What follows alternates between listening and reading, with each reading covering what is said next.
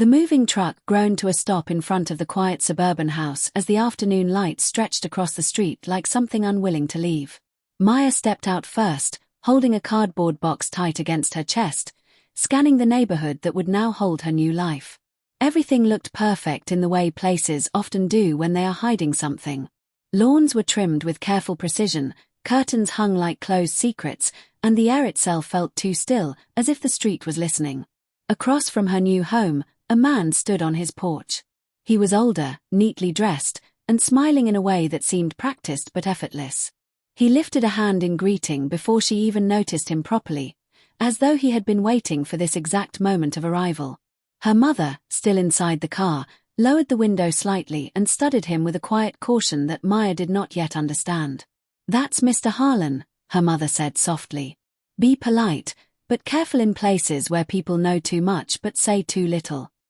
Maya brushed it off as overthinking. New neighborhoods always came with stories, and her mother always came with warnings. Still, she found herself glancing back at him more than once as she carried boxes inside. By evening, the street had settled into an uneasy calm. Distant porch lights flickered on one by one, and somewhere a dog barked once before going silent again. Mr. Harlan had already visited twice, each time offering something unnecessary but thoughtful: a wrench, a plate of food, a smile that never seemed to fade. He spoke little about himself, yet somehow knew when Maya had arrived, when her mother had unpacked, even when they had forgotten to lock the back door. Later that night, Maya stood in her kitchen staring out the window. The house felt unfamiliar in the way borrowed things often do. That was when she noticed it for the first time: a pattern across the street. Mr. Harlan's house had a basement window, low to the ground, always covered by thick curtains. Except tonight, one corner of the curtain had shifted slightly. It was small, almost meaningless. But the feeling it left behind was not. Her mother passed behind her, pausing briefly as she followed Maya's gaze. She did not speak, but her expression tightened just enough to be noticed. Hours later, long after the house had gone quiet, Maya woke to an unfamiliar sound. Not loud, not clear, just something rhythmic, distant, like movement repeating itself in a place it should not be. She checked the time. 3:17 a.m. She lay still for a moment, listening for confirmation that it was real and not something born from the silence of a new house. The walls seemed thinner at night, as if they had learned to breathe with the street outside. Somewhere downstairs, a pipe clicked softly, then stopped, then clicked again like a patient signal. Maya thought of her mother's words earlier, the way she had looked at Mr. Harlan without needing to explain why she didn't trust him. It wasn't fear that settled in now, but something heavier, like recognition of patterns she could not yet name. Outside, the street remained perfectly still, too still for a place where windows faced each other and no one looked back. Outside, across the street, a light flickered on beneath Mr. Harlan's house. And in that brief glow, Maya saw a shadow pressed against the basement glass, shifting, trembling, almost human, as if someone inside was calling for help that no one had ever answered. The morning after the flicker of light in Mr. Harlan's basement, Maya told herself she had imagined it. New house, new sounds, new paranoia. Her mind was simply adjusting. That was what her mother would have said if she had still been awake to hear it. But even as Maya made coffee, she found her gaze drifting across the street, toward the quiet house that now felt less like a home and more like a held breath. Mr. Harlan was already outside. He stood near his mailbox, perfectly still, watching the street with the same patient smile from the day before. When their eyes briefly met, he lifted 2 fingers in a small greeting, as if nothing unusual had ever happened at 3:17 a.m. Maya looked away first, unsettled by how quickly he seemed to appear whenever she noticed him. By midday, she had started paying attention. It began with small patterns. Mr. Harlan never left his house for long. When he did, it was always at the same times, never random, always controlled. The neighborhood, however, treated him like a fixture of comfort. Children waved at him. Adults nodded politely. No one ever said anything negative, as if speaking against him would disturb something fragile in the air. That afternoon, Maya noticed a delivery truck stop briefly in front of his house. The driver hesitated before placing a bundle of mail into the box. As he drove away, Maya saw something odd. Several envelopes were addressed not to Harlan, but to names she did not recognize. One read E. Marrow. Another, L. Cresswell. None matched any resident she had ever heard of on this street. Later, while taking out trash, she saw the shed behind his house. It was old, wooden, and reinforced with a padlock so large it looked unnecessary for something meant to hold garden tools. Mr. Harlan appeared almost immediately at his back door as she glanced at it, as if he had been watching through the walls themselves. He didn't say anything, only smiled again, wider this time, before slowly closing the curtain over his kitchen window. That same evening, curiosity finally overcame hesitation. Maya walked down the street under the excuse of a short walk, passing houses that looked identical but somehow felt different when viewed closely, like variations of the same lie. She stopped near the corner where an older man was working on a broken fence. He introduced himself as Daniel, a local repairman who fixes what the city forgets. When Maya casually mentioned the neighborhood's older houses, Daniel paused too long before answering. "This street," he said, tightening a bolt slowly. "Some of these places weren't built. They were adjusted." Maya frowned. "Adjusted?" He glanced toward Mr. Harlan's house before continuing, voice lowered. "Old houses around here, especially the ones rebuilt after the fire years back, they've got spaces no one fully mapped. Rooms that don't show on blueprints. Basements that shouldn't connect." A cold discomfort settled in Maya's chest. "And Mr. Harlan?" Daniel didn't answer immediately. Instead, he wiped his hands, avoiding her eyes. "Some people live in houses. Others live in what the houses remember." Before she could press further, he turned back to his work, signaling the conversation was over without saying it. That night, Maya could not sleep. The house creaked in ways that felt intentional, as if it were trying to speak without words. She found herself drawn downward, step by step, into the basement she had barely explored since moving in. The light flickered once before stabilizing into a dull glow. At first, everything looked normal: unfinished walls, storage boxes, concrete floor. But then she noticed it. A seam. A line in the wall that didn't match the rest of the structure. Maya moved closer, brushing dust away with trembling fingers. The surface felt wrong, too smooth in one section, too hollow in another. She pressed lightly, expecting nothing. The wall shifted. Not fully, just enough to reveal a narrow outline of a door hidden behind what should have been solid construction. Her breath caught. New houses didn't have sealed doors, especially not ones locked from the inside. And as her hand hovered over the seam, she heard something faint on the other side, like a slow, patient knock, waiting for someone to answer. Maya stood frozen in the basement, her hand still hovering over the seam in the wall. The knock had not come again, but its echo lingered in her chest like a second heartbeat. The air felt colder now, not because of temperature, but because something behind that wall felt aware of her presence. Against every instinct telling her to leave, she pressed harder.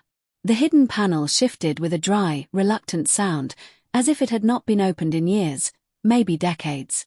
Dust poured out in a thin cloud, catching the basement light like drifting ash. A narrow opening appeared, just wide enough for her to see inside. What she saw made her stomach tighten. The space beyond did not belong to her house. The walls were older, made of rough stone and aged wood, nothing like the clean modern structure above. It felt like looking into a forgotten version of the property, something buried rather than built over. The smell was heavy, damp earth, rusted metal, and something faintly metallic that made her hesitate before breathing too deeply. Maya stepped closer anyway. Inside, scattered across the floor, were objects that didn't belong to time or place. A cracked wooden chair tilted on its side. A child's shoe, yellowed with age. Pieces of fabric folded as if once carefully kept, now reduced to brittle fragments. On one wall, faint scratches marked the surface, lines that looked too deliberate to be accidental. Her throat tightened as she realized these were not abandoned items. They were remnants. Someone had lived here. Someone had disappeared here. Her hand trembled as she reached toward a small, rusted hairpin lying near the threshold. The moment her fingers touched it, a strange wave of emotion hit her. Fear, yes, but something else too. A pull. Like the space was not only warning her to leave, but asking her to stay. A distant sound broke her trance. Footsteps. Upstairs. Maya snapped her hand back and quickly stepped away from the opening, heart pounding. She closed the panel halfway, leaving the seam visible but hidden enough to pretend nothing had changed. She stood still, trying to steady her breathing, when the doorbell rang. Once. Twice. She hesitated before going upstairs. When she opened the front door, Mr. Harlan was standing there. He looked exactly as he always did, neatly dressed, calm posture, that same gentle smile that never quite reached his eyes. In his hands was a small container, something like baked goods or a neighborly offering, wrapped carefully in cloth. "I noticed you were home," he said softly, as if he already knew everything about her day. Maya forced herself to respond normally. "Yes, just unpacking." He nodded slowly, stepping just slightly closer than necessary. Basements take time to get used to. A chill ran through her. "How do you," she began, then stopped herself. His smile didn't change. This street has a way of settling into people. Some faster than others. Maya's pulse quickened. She studied his face, searching for any sign that he was joking, guessing anything human and ordinary. But there was none. Only calm certainty. He tilted his head slightly, as if listening to something behind her house. "You should be careful with what you open down there." Her breath caught. For a brief second, it felt like he already knew. A silence stretched between them, heavy and deliberate. Then he stepped back, as if deciding he had said enough for now. But before turning away completely, he paused on her doorstep. His voice lowered, almost gentle, almost regretful. "Some doors are better left sealed, for everyone's safety." And with that, he walked back across the street, leaving Maya standing in the doorway, wondering whether the warning was meant to protect her, or protect what was already inside her house. A week after Mr. Harlan's warning, Maya could not shake the feeling that the basement door had changed the air inside her home. Every time she passed it, she felt as if something on the other side was listening back. That unease followed her into the city library the next morning, where she began searching old newspaper records for anything related to her street. Most of the records were ordinary at first: property listings, minor incidents, community announcements that meant nothing. But then she found a gap, almost 2 weeks of missing entries from decades ago, as if someone had carefully erased time itself. She flagged the period, heart tightening, and requested archived microfilm reels from the year 1978. As the brittle film rolled through the reader, flickering black and white pages revealed fragmented headlines about a missing girl in her neighborhood. The article described her as cheerful, quiet, and last seen walking near the very street Maya now lived on. But what unsettled Maya most was the date, 47 years ago, and the fact that the investigation had ended within days. That detail alone felt wrong, like something deliberately buried rather than forgotten. She dug deeper into archived community notes, searching for names, interviews, anything that might explain the silence. That was when she found it, a brief mention buried in a forgotten column. It referred to a girl who lived on the same street, whose disappearance was dismissed as a runaway case. No follow-up reports existed. No interviews. No investigation file beyond a single stamped closure notice. Maya felt her stomach tighten as she realized how easy it had been for an entire life to vanish from record. Someone had wanted it that way. The next morning, she returned to the library and requested the original photo archives from the same year. The archivist hesitated, asking why someone so recent in the neighborhood cared so much about something so old. Maya simply said she was trying to understand the place she now called home. Hours later, she was handed a small stack of aging photographs, edges curled and colors faded into sepia tones. She flipped through them slowly, feeling an uncomfortable sense that she was being watched even inside the quiet library. Then she stopped. One photograph showed the street from decades ago, unpaved and unfamiliar, yet unmistakably the same place. In the blurred background, standing near a porch that no longer existed, was Mr. Harlan, much younger, but undeniably him. And beside him stood a girl no older than 15, staring directly at the camera with an expression that made Maya's breath stop. Maya's hands began to shake as she tried to focus on the girl's face. Something about her felt painfully familiar, like a memory she had never lived. Then she noticed the writing on the back of the photograph, and everything in her body went cold as she read the date, 47 years ago, and the note beside it simply said Harlan and Emily outside the house. A strange silence seemed to swallow the library around her, as if the air itself recognized what she was seeing. The archivist behind the desk glanced up, noticing her expression, but said nothing as Maya gripped the photograph tighter. Maya's mind raced between disbelief and recognition, unable to reconcile the smiling man in the image with the neighbor across the street. Her pulse hammered painfully in her ears, each beat reminding her that the past was not as buried as it should have been. She looked again at the girl beside him in the photograph, noticing details she had missed before, the posture, the eyes, the unsettling stillness. It was not just familiarity anymore. It was something closer to recognition she could not explain. Then she turned the photograph slightly and noticed faint handwritten ink on the margin, repeating one word twice, Harlan. Harlan, as if warning her it was there. And for the first time since moving into the house, Maya realized the neighbor across the street had never truly been a stranger at all. Maya left the library with the photograph still burning in her mind, folded carefully inside her notebook as if paper could somehow contain what she had just uncovered. The name Harlan no longer felt like a neighbor's name. It felt like a warning disguised as familiarity. By the time she reached home, the sky had already dimmed, and the streetlights had begun to flicker on one by one, each glow revealing a neighborhood that now felt different, as if she was seeing it for the first time. She stood at her window longer than she should have, watching Mr. Harlan's house across the street. The curtains were drawn, the porch empty, but she no longer believed that meant anything. The next morning, she began asking questions. It started with subtle conversations. A knock on an elderly neighbor's door under the excuse of introducing herself properly. Most of them smiled politely, offering warm but empty answers about the neighborhood. When she mentioned Mr. Harlan, their expressions changed almost imperceptibly, like a reflex they had trained themselves not to show. He's lived here longer than most of us, one woman said, adjusting her grip on her teacup. Always been helpful. Always polite. Another neighbor, an older man watering his lawn, added without being asked, "You won't find trouble from him. People like that don't bring trouble." But Maya noticed what they avoided saying more than what they actually said. Whenever she pressed slightly deeper, asking about the past, about the street decades ago, their voices softened, their eyes drifted away, and the conversation ended quickly. It wasn't avoidance. It was caution.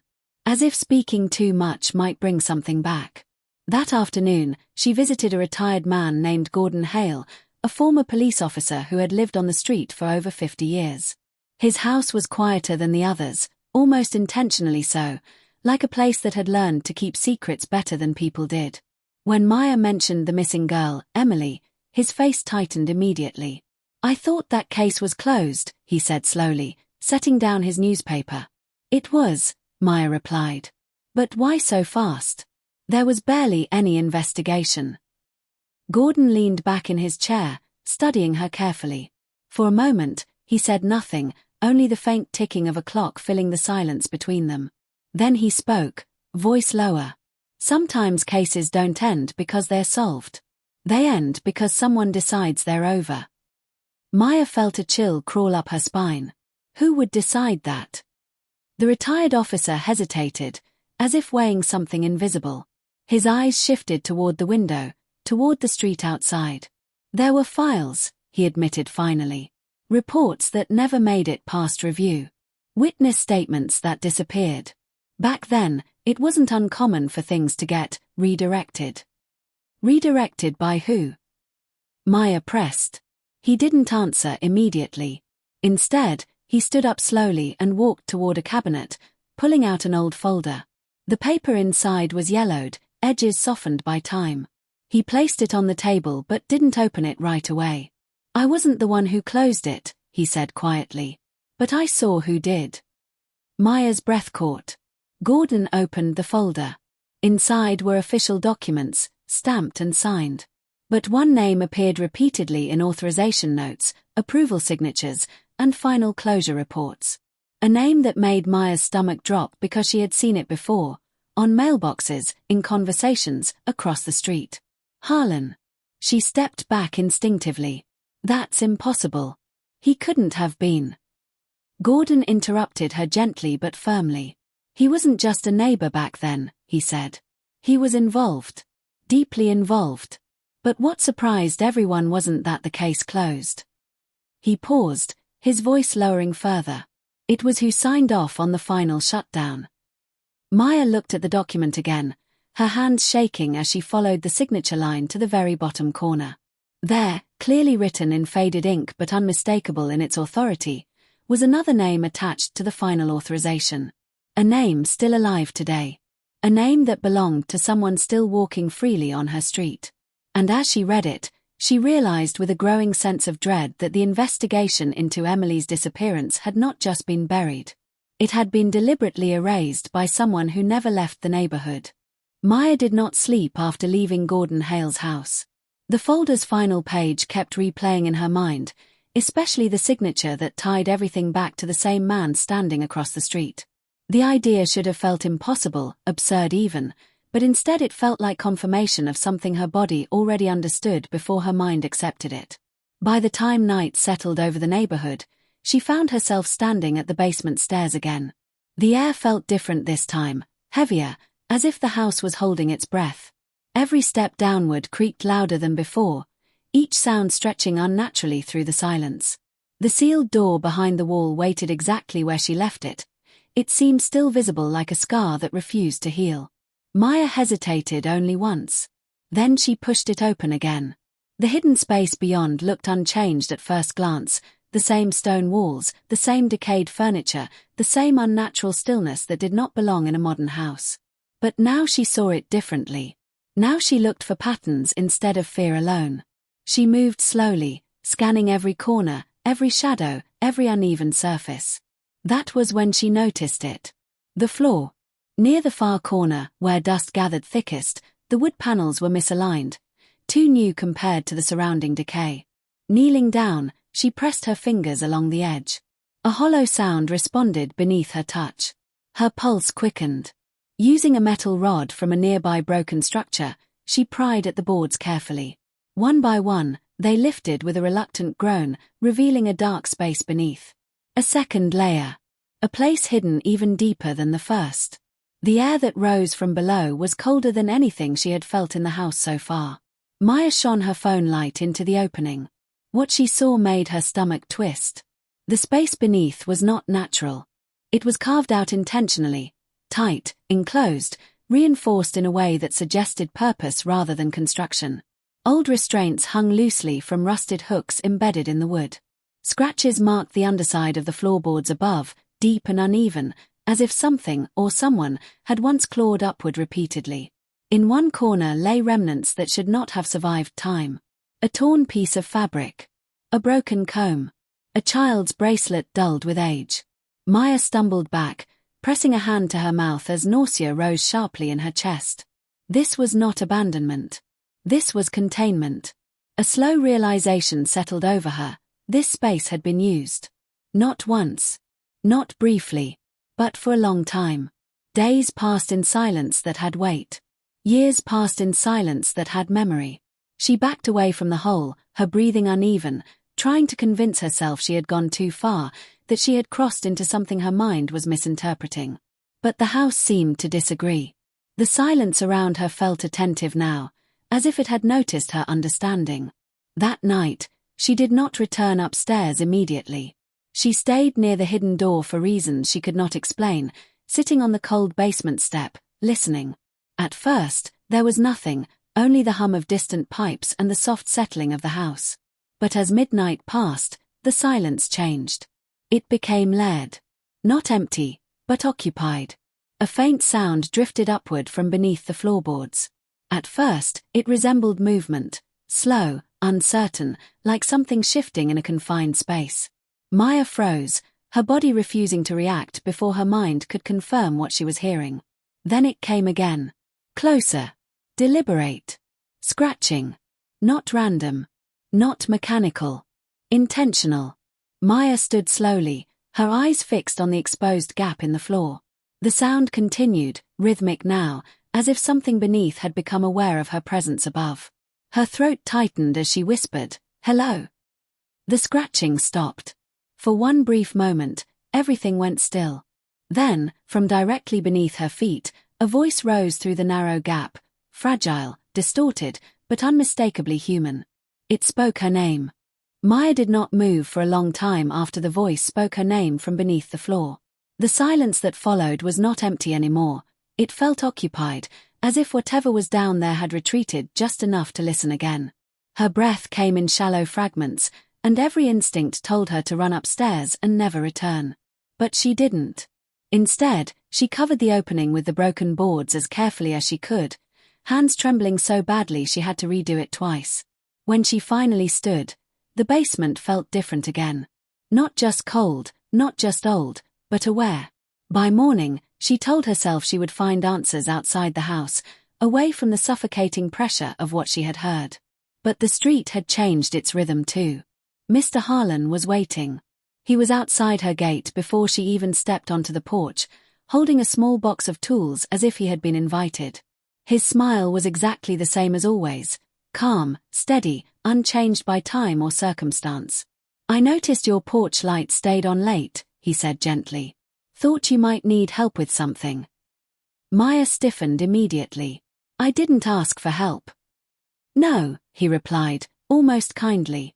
"People usually don't when they need it most." There was something unbearable in the way he said it, like he was observing her rather than speaking to her. She stepped closer to her gate but didn't open it. "How do you always know when I'm home?" His smile didn't flicker. "This is a quiet street. You notice things when you've lived long enough." That answer meant nothing and everything at the same time. Over the next few days, his presence became impossible to ignore. He appeared during moments she tried to leave the house, offering small excuses, fixing a loose step, bringing food, commenting casually on things she had not told anyone. Once, she found him standing near her backyard fence, simply watching the house without moving. When she confronted him, he only tilted his head slightly. "I'm just making sure you're settling in," he said. "New places can affect people, mentally." That word lingered. Mentally. It was the first time she wondered if the problem was not the house, not the basement, not the hidden room, but her. Later that evening, she tried to confide in her mother over the phone. But halfway through explaining what she had found, she stopped. The words suddenly felt too strange to say aloud. Too fragile to survive being spoken. Her mother, sensing hesitation, simply said, "Maybe you're just overwhelmed, Maya. New house, new stress. Try to rest." After the call ended, the silence in the house felt heavier than before. That night, Maya returned to the basement again despite promising herself she wouldn't. The need to confirm reality was stronger than fear now. She descended slowly, each step echoing like an accusation. The sealed door in the wall stood exactly where she left it. But something was wrong. The seam she had been able to pry open before was now tight again. Not just closed, but secured. The edges looked reinforced, as if someone had intentionally made sure it could not be opened easily. Maya reached for the handle. It didn't move. She pulled harder. Still nothing. A cold realization crept into her chest as she stepped back, scanning the door carefully. The lock mechanism had changed. It was not how she left it. It was not even how she had found it. Then she noticed something that made her blood run colder than anything before. The lock was on the inside. And it was engaged. The locked basement door changed everything for Maya. Standing in front of it, she felt a strange certainty settle in her chest. This was not a mistake, not a trick of old construction, and not something she could dismiss as imagination anymore. Someone had been inside. Someone had changed it. And someone had made sure she noticed. When she finally forced herself back upstairs, the house felt less like shelter and more like an observer. Every corner seemed to hold intention now. Even the quiet hum of the refrigerator sounded too deliberate, too measured, like it was waiting for her to understand something. She couldn't sleep. Not after the voice. Not after the lock. Not after Mr. Harlan's calm, watching smile. Instead, she searched. Not for answers in books this time, but inside her own home. It started with small movements, checking vents, pulling at loose panels, scanning corners where dust gathered differently. The house was modern, clean, supposedly new. Yet nothing about it felt untouched anymore. That was when she found it. Behind a loose strip of insulation near the laundry room wall, something clicked faintly when she pressed too hard. She paused, heart tightening, then carefully peeled it back further. A small device was tucked inside. Old. Dust-covered. Hidden with precision that suggested intent, not accident. Maya stared at it for several seconds before realizing what it was, a recording device. Not modern surveillance, not recent technology. Something older, but still functional enough to capture sound. Her hands shook as she slowly removed it. For a moment, she simply sat on the floor, holding it like it might disappear if she looked away. Then she pressed play. At first, there was only static. Then voices emerged. Faint. Distorted. Layered by time. A young girl's voice broke through the noise first. Fragile, uncertain. Asking questions Maya couldn't fully understand.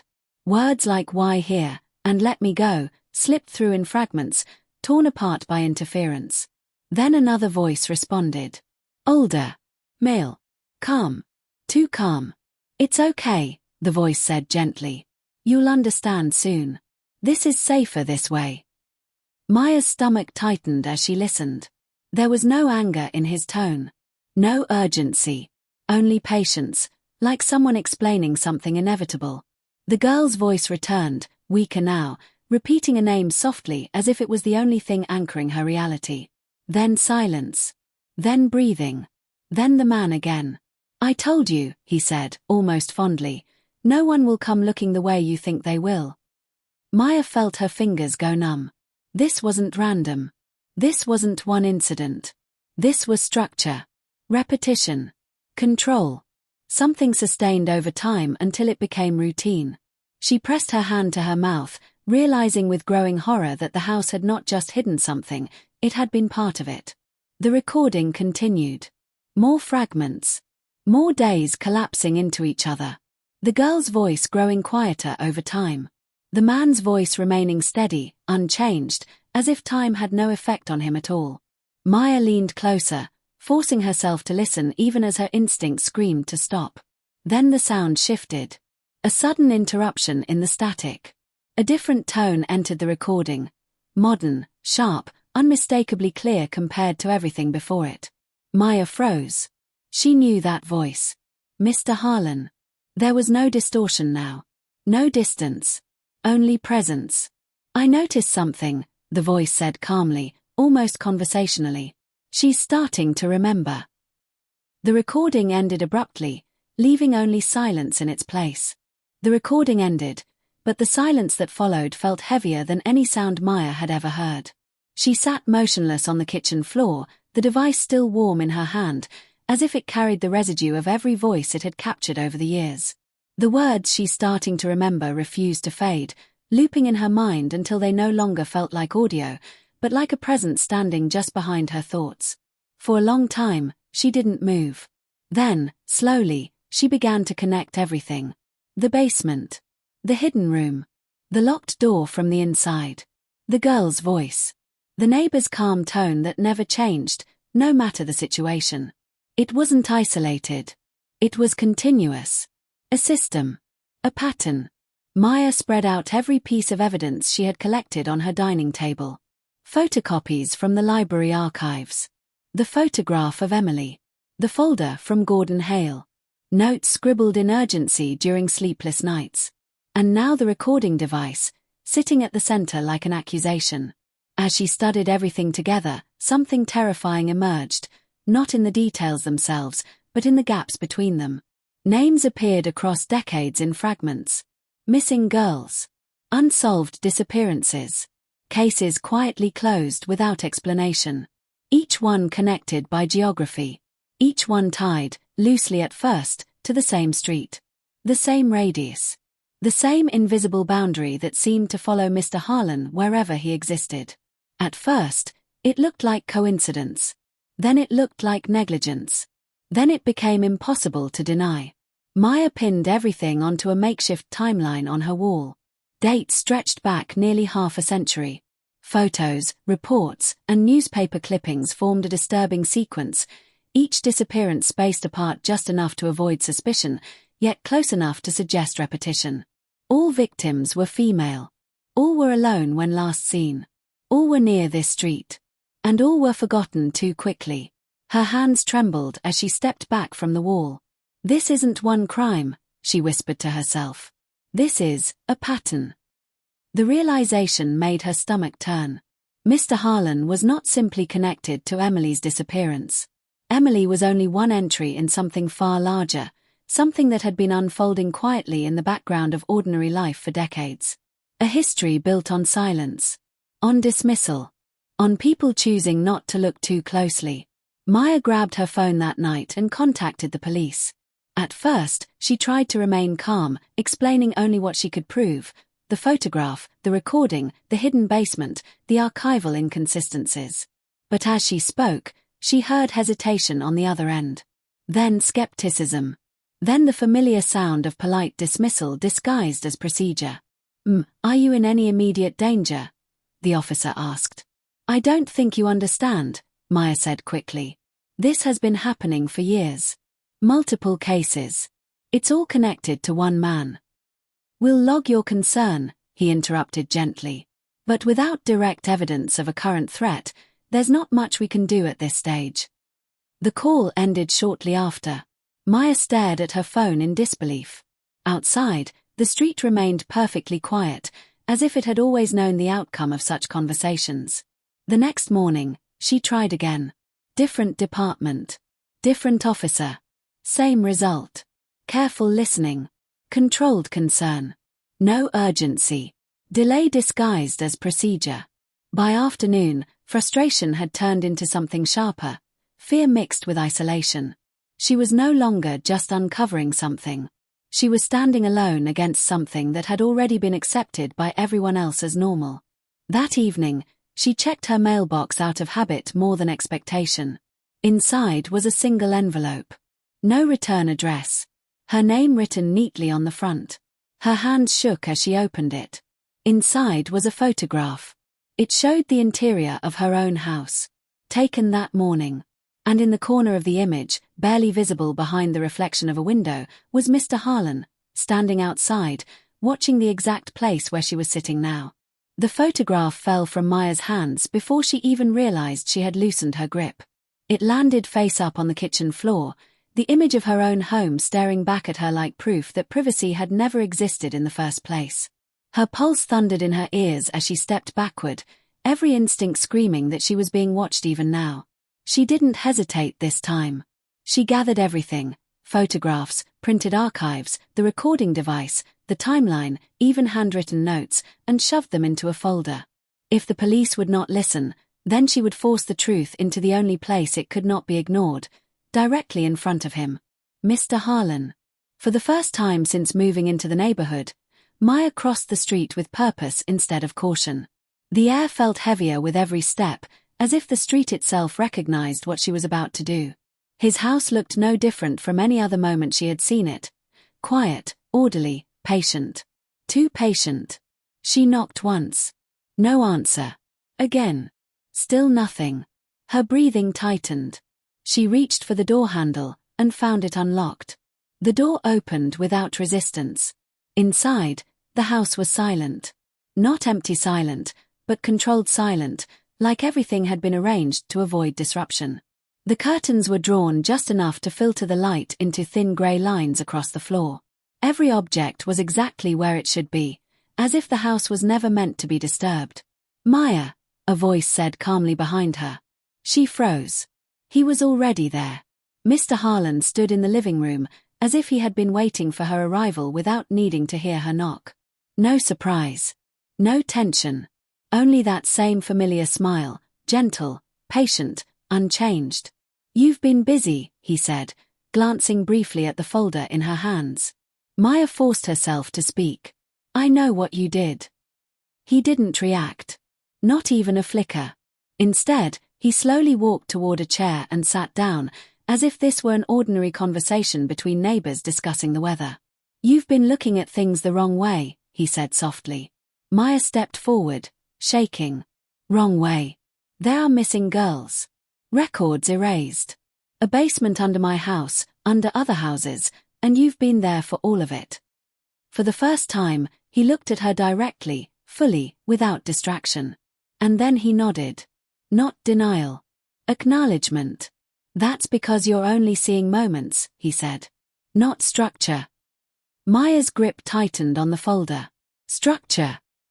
He leaned back slightly, as if explaining something simple to someone who refused to understand it. People think things disappear, he said. But most things don't disappear. They are managed. Redirected. Contained. Her voice sharpened. You're talking about people. His expression remained calm. Almost patient. I'm talking about stability, he replied. About what happens when certain truths are allowed to spread uncontrollably. Maya felt a sickening disconnect forming between what he was saying and what it meant. He wasn't confused. He wasn't defensive. He wasn't even hiding anymore. He believed it. Completely. She threw the folder onto the table between them. Papers scattered. Photographs sliding across polished wood. Explain this, she demanded. He glanced at it briefly, then back at her. I already have, he said. A long silence stretched between them, thick enough to suffocate thought.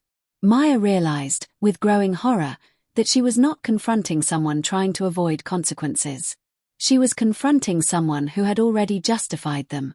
You think I've been hiding, he continued quietly, but hiding implies fear. I don't hide. His smile softened slightly. I maintain. Maya took a step back.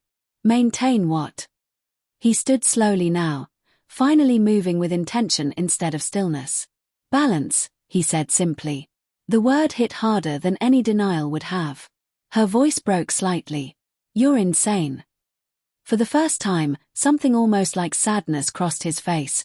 Not regret, not guilt, but disappointment at misunderstanding. You came here thinking you discovered something new, he said. But everything you found was already accounted for. Maya shook her head, backing toward the door. No, I found proof. You found patterns I allowed you to see, he interrupted gently. That stopped her. The room felt smaller now. Not physically, but perceptually, as if his presence was compressing the space between them. He took one step closer. You've been close to this your entire life, he said softly. Closer than you realize. Maya's breath caught. What does that mean? He studied her for a long moment, his expression unreadable. Then he spoke the final words slowly, deliberately, as if placing something irreversible into the air between them. You think you found me, but you were always part of it too. The silence after his words did not break, it deepened. Maya stood frozen in Mr. Harlan's living room, the scattered documents at her feet suddenly feeling meaningless, like evidence that no longer belonged to the present. His final sentence still echoed in her mind, twisting every certainty she had built into something unstable. Then, without warning, sirens.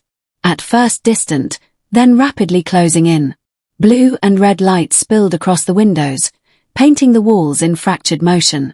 Officers moved in fast, surrounding the house within minutes after an anonymous tip had been received. Doors were forced open. Commands were shouted. The stillness of the home shattered instantly. But Mr. Harlan was gone. No struggle. No trace of panic. No sign of escape in a conventional sense. It was as if the house had simply released him before anyone arrived. Maya followed the officers inside, her hands still shaking, her voice lost in the chaos. He was here, she kept repeating. He was just here. But the house offered no confirmation. Instead, it offered absence. In the basement, authorities uncovered what had been hidden for decades. Walls behind false panels. Reconstructed spaces beneath the original structure. Items carefully stored, preserved, and catalogued in a way that suggested long-term control rather than neglect.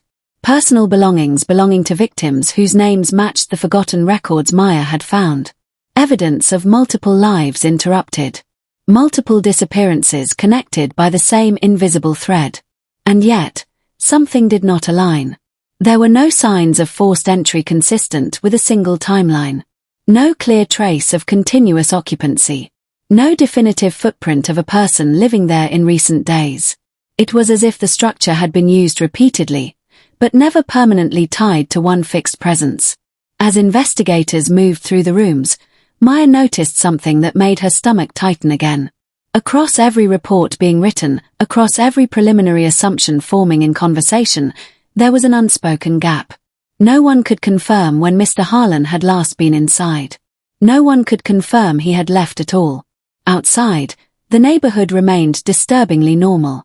Hours later, a moving truck arrived on the street. A new family stepped out, carrying boxes, smiling nervously at their unfamiliar surroundings. Curtains began to open in nearby homes as neighbors observed the arrival with polite curiosity. Maya stood at her window, watching the same street that now felt unchanged despite everything that had happened. That was when she noticed him. Across the road. A figure standing behind the glass of a house that had been empty the day before. Watching. Smiling. Unchanged. Her breath stopped. Because even as police searched one house, sealed one basement, and declared one absence, the presence had already shifted. And as the camera lingered on that familiar smile, the final truth settled in quietly, like something that had always been there waiting to be understood. The killer was never exposed, he simply changed where he stood.